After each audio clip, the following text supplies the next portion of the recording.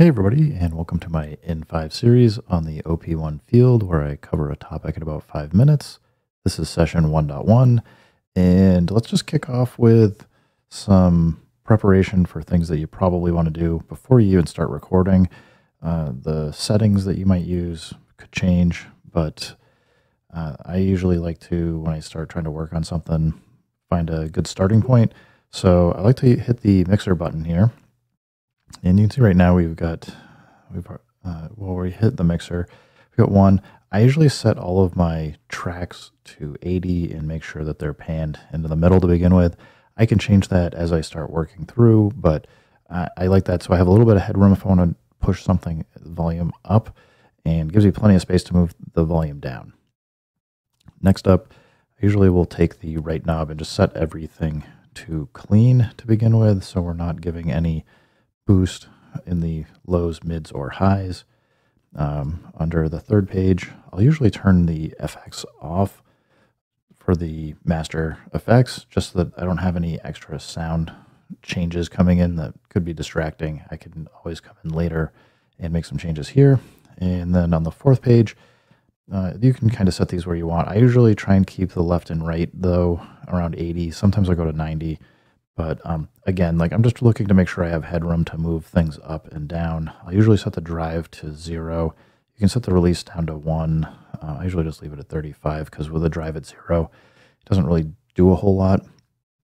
But that's just for the master track. Then if we go to tape, you can see here, I'm just at the beginning of the track. I've got a whole bunch of different content here for things I've already recorded.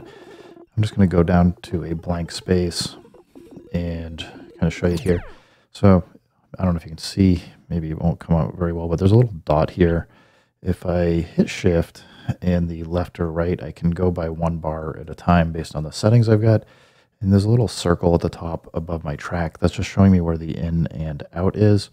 I don't have loop on right now, so we'd want loop on, but let's go out 1, 2, we'll go 2, we'll do 2 bars. And I'm gonna hit out, and now you can see I've got a line. Hopefully you can see this. There's a line across the top here, and that is showing me the bars that it will loop over.